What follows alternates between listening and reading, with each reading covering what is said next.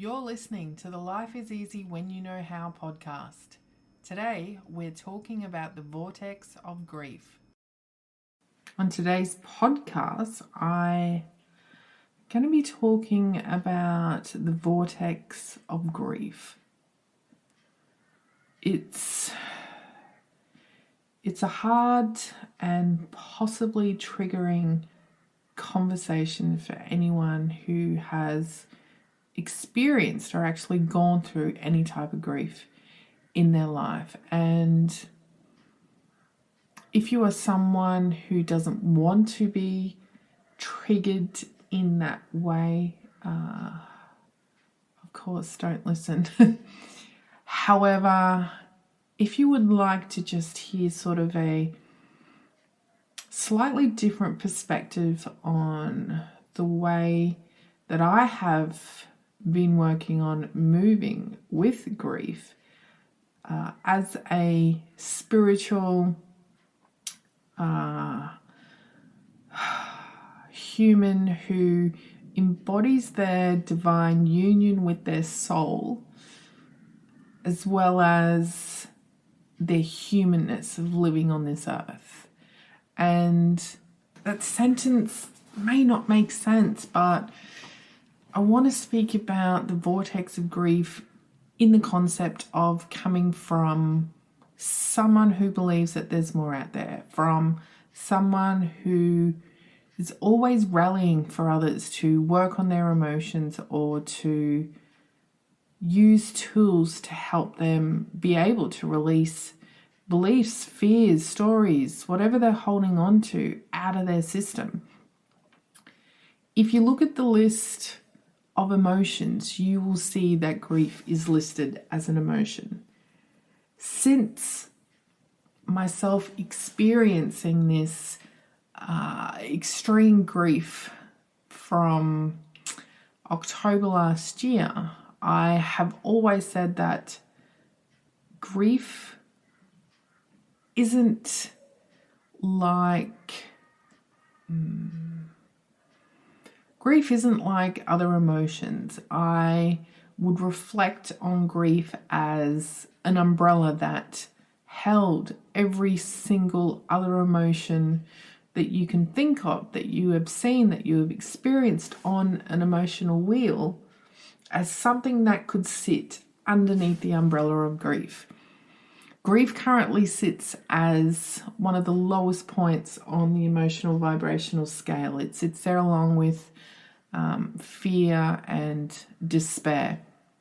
And I understand that it is a very low vibrational feeling. However, because I see it as something that can also encompass other emotions, it can be difficult to really determine where grief sits.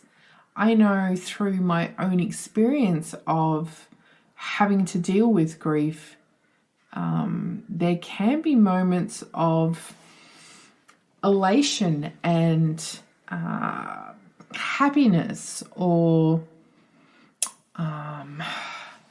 highly amorous type feelings which don't sit on that low vibrational scale. So it's hard to sort of see grief as something that would always be considered something that sits on the lowest vibrational scale of emotions. And I don't have the answer of how you would perceive grief if you were just looking at it from a vibrational scale, if you were someone who was trying to keep their vibrational high and always working on their emotions and making sure that they were always trying to be in their happiest or most highest vibrational state in that moment. It's hard when grief can reflect so many other emotions as well. So I think that having grief on the bottom of that scale is something that I think we need to take with a grain of salt. I think it's up to individual interpretation, and we reflect on our own emotions and our own feelings in our own personal way and in our own knowings and our own understandings to know where we are sitting and how we are feeling. And if it's an emotion that is bringing us down to that lower state, or whether it is something that we just need to allow in the moment and be able to move through it. So for me, over the last week or so, it has been a little bit of a roller coaster in my own emotional experience, and I am someone who advocates severely, and it is one of the core foundational pillars of my business, is alchemizing your emotions, is working through those fears, beliefs, stories, values that you are holding on to that aren't yours, or that are not serving you in the most aligned or highest vibrational way, and being able to look at them and see if they are something that you can sort of release or return or even remove from your system so that you can get back to a more higher vibrational state, and being able to release some of those emotions that are holding you back from being the greatest version of yourself is something that I believe is, if not the greatest, but one of at least tools that you can use to get yourself to exactly where you need to be. So if we are constantly working on things that hit our fields and don't feel good, or we don't like how that situation or experience is making us feel, so we look into that emotion, we look into that belief, and we think, okay, let's look at that. Let's see, what's behind that. What are the layers under it? And once we work through that, and I talk about this in many other places, so I'm not going to go all the way into how we alchemize our emotions, but being able to identify and being able to use tools or processes that work for us in each moment to allow us to release those holds that they have over us is great to use for what I see emotions and these storylines of our experiences in this human form, in our ancestral line, in our past lives, in whatever way we're looking at.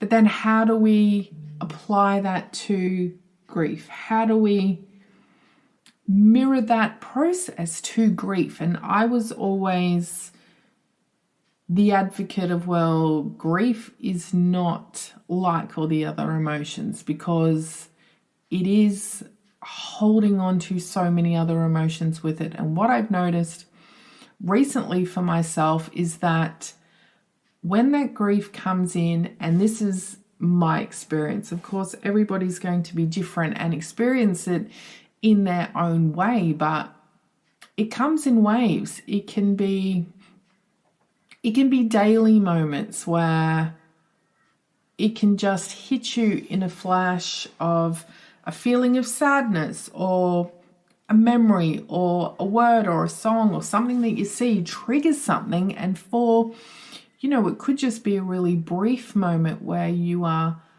faced with feeling that sadness of losing the person that you loved, or sadness for the experiences that you won't have anymore, or the sadness for the future, or for the other people that it affects. Whatever it is, it can sometimes just be a simple moment throughout the day. Other times you may not experience for a few weeks, and then suddenly it's like, boom, here I am. I'm going to hang around for a few weeks, and you'll be sitting in that emotion. But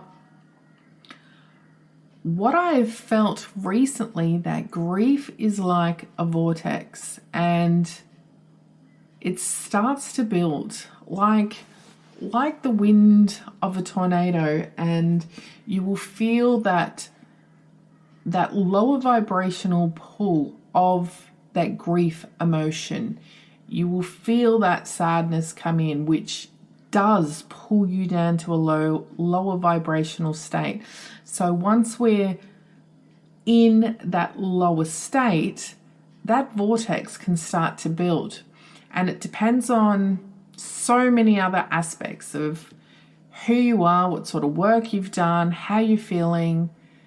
There's so many different variables, but as that grief sits there, if we don't allow it, if we try to block it in any way, if we still have other emotions that we haven't really cleared or worked on ourselves, or other energies that we're pulling in from other people, or the experiences that we're currently in, that grief emotion starts to build. It starts to circle like this tornado, and as it's circling, it gets stronger. And as it gets stronger, our vibrational energy is getting lower. As that vortex keeps spinning round and round, it starts pulling in those other lower vibrational emotions. It starts pulling in those memories of even possibly beliefs and stories that you've already worked on, even if they're things that you have used your tools already to move on from, or let go of, or believe a new story about, because it's already down there in that low vibrational state. And, you know, as much as we do so much work of releasing our emotions, beliefs, and stories, they are still there somewhere out there. We've just decided to let them go and no longer affect us. But when we're in that lower vibrational state, that vortex starts to bring them back in. It starts to pull those emotions back in. It starts to spin. And if we don't recognize, if we don't allow, and if we don't have the strength in that moment for whatever reason, and that does not mean because you're weak, too weak, or you haven't learned enough, it can just be whatever it's going to be. And I would consider myself someone who's very experienced at working on their emotions, but I allowed recently that vortex to build so deeply because there were other situations around me that were putting me in that lower vibrational state, or thoughts that were bringing me down with the reflections of the experiences that were happening around me, like, you know, being on this very low calorie restricted diet, and recalling memories and things that I've led myself to believe that were true, that, you know, people can't tell me what to do. So the food restrictions were starting to build up, and because my energy was in that lower vibrational state, everything else started to collapse around me. So my computer died, my knee would hurt, everything that I tried to do wouldn't work, everything started to feel like it was collapsing around me. And as that happened, in tune with that lower vibrational state and that vortex, it just kept building and building and building, bringing in all those emotions. Then you start bringing in, money. I want so much money. Where's the money? I'm doing all this work. Then it's, relationships. I want better relationships. Where's relationships? Family. You know, I want my kids to be better behaved. And it just continues and continues and continues. And even though on a normal day, these things don't worry us too much because we've worked on them before, that lower vibrational grief state starts pulling them all in and starts making them bigger than they actually are, or even bringing them in when we've already let them go. And guess what happens? You get into this end state where you're like, well, fuck. Here I am, I'm down here. And it's like you were literally in the depths of despair, and every negative feeling you could possibly feel, that's exactly where you are. So guess what you attract while you're down there? Your outside will reflect your inside, so everything around you starts to reflect that. But at some point you will stop wanting to feel like that. At some point, you know, it could be in 5 minutes, it could be in 5 months. At some point you will want to stop feeling that way. And depending on who you are, what your experience is, and how you relate to things or work through things, you will find something that's going to help you move away from that, whether it's another person, whether it's a modality, where it's just a change in mindset, whether it's Googling something on the internet, whether it's going and doing something different or having some fun or eating some food, whatever it is, you will find something that's going to make you start looking at that and go, no, I don't want to be here. I don't want to sit in this. This is not who I am. This is not who I want to be, and I don't want to consistently sit in this energy. And it took me a while to sort of get to that place. And, you know, that's difficult to say, but when I sort of tapped into it, I sort of thought about it, well, I see grief as not like every other emotion because it's the umbrella that holds all these other emotions. But what if it isn't? What if it is an emotion that we can treat just like the other emotions? What if we can use the same tools that I use on my other emotions, beliefs, and stories to alchemize them into something else? But what I realized is that I felt that I had to hold on to the grief, because if I didn't hold on to that grief emotion, then I was not holding on to my husband. And it was such a weird realization. It's like you are attaching this person to the grief, which of course that person is attached to that grief, but I'm only holding on to that emotion because I feel that if I try to alchemize it in any way, that I'm letting go of him. And that's not true. We know that. So where did that even come from? Where did I create a belief that you need to hold on to grief to hold on to that person? And I know I don't have to hold on to grief. Of course, I can allow it to surface and allow it to be felt. I can sit in it when it comes up, but I don't need to block it or try to stop it in any way, because that's not reflecting me saying, well, I don't have grief anymore because I'm over losing my husband. That's not the energy of it, but I had that belief in my head that that's what I was doing. So I was trying to stop those feelings of grief. Being such a spiritual person and being able to work on my emotions, it's, oh, grief, no, I'm not dealing with you today, let's go do something else. And then eventually it would build up and my body's like, well, too bad, so sad, guess what you're doing today? And I would be forced into that grief because I was trying to block it.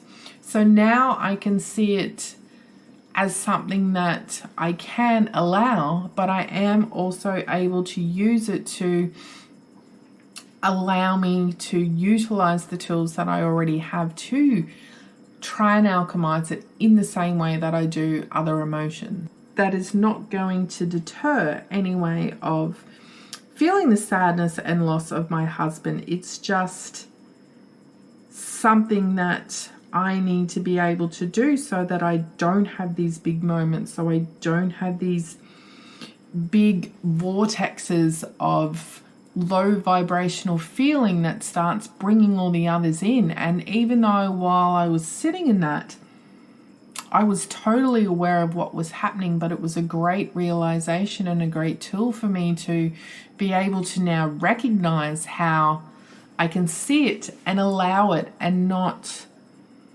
have to make it build up so big that it feels like it needs to be a force to be reckoned with, that, you know, I need to become a tornado to make you sit up and listen and see what you need to do.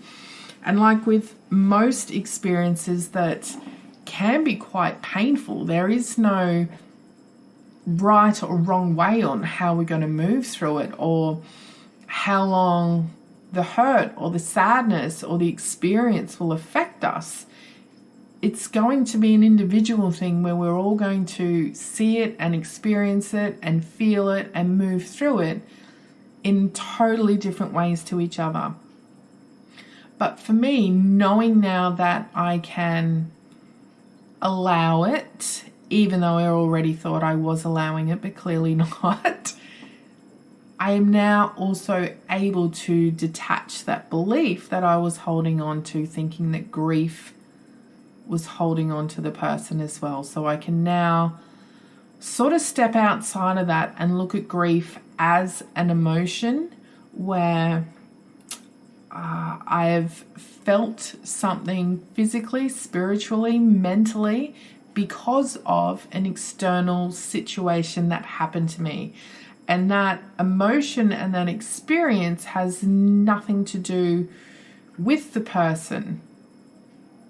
So I can still look at the pain of the grief as an emotion, just as, you know, if you were sad because you spilt a delicious dessert, even though they're not quite comparable, it is still an emotion where we are reacting to a situation outside of us that is affecting us in some way based on how we are feeling, how our experience was, etc. And whilst losing someone is a very extreme feeling, and probably one of the worst ones to experience or to actually feel for a human is the loss of a loved one, it's something that is still an emotion. So I'm not going to associate grief anymore to the person, but see it as an emotion, but still allow those feelings to come through when they need to, and allow them to not bring in any other emotions when they come on board, and just to feel into that moment and see what my body needs in that moment. If I do hear a song or have a thought or something and there is sadness that comes up, just allow it. Listen to your body, listen to your heart, see what you need to do in that moment. If you need to, you know, not speak to anyone for a little while, do that. If you need to cry, do that. If you want to dance like an idiot, do that. If you want to go eat something disgusting, don't do that. Just allow it and don't try to stop it, because stopping it's just going to make it worse. It's just going to bring that vortex up harder and bigger and bring in more, and it's just going to bring you further and further down, and we don't want to be down in there. I know I prefer being way more yee-hoo, even though I still am. It's funny, like sometimes when you're still in that vortex of grief, you still have that low vibrational energy, but because of all the work I've done and where my consistency normally sits, I am still happy, but I'm still sad at the same time. So if you are someone who has experienced grief like that, you may understand what I'm saying, that when you do get into some of those sad moments, when they do come in hard, for whatever reason, they do start to pick up all those other emotions and all those other stories and all those other feelings of loss and betrayal and sadness, and it combines it all together in this vortex of pain and pity. Just remember that you don't have to stay there. You're allowed to allow it. Ask your body what it wants in that moment so it is able to release it, because just remember, our emotions aren't just in our heads. They're reflected in our body and how our body reacts, how our body is feeling. So ask your body what it needs in the moment. What's going to help it right now? Is it food? Is it movement? Is it whatever it is? Find out and tune into your body so you can allow that to move through in the most easiest and most comfortablest way, because even though it can be an emotion of pain and not fun, just allowing it to be and not attaching judgment to it or disappointment in it showing up, just allowing it to be, just allowing it to flow, because eventually you're going to come up. You're going to get into that state where it isn't going to affect you as much, and your body may sometimes just go, hey, I just want to cry for a minute, and you'll cry for a minute and then you'll get on with your day. But being in that state of allowance is going to be your key to not allowing it to take over your life. We don't want it to take over our lives, because we do still need to remember, even though we may have lost someone who we care about deeply and who has sort of changed the trajectory of our future because of that loss, we are still the ones who are here. We are still the ones who are still experiencing this human life, and we are the ones who have to continue on even whilst they're not here. And I'm pretty sure that there's not one person who has left us who wants us to sit in our sadness, our pain, or our grief. They want us to do better, be better, and to enjoy the rest of our human life that we have in this form right now. Now, if anyone has any feedback, or if they're actually going through something and they want to have a chat or anything, I am all ears.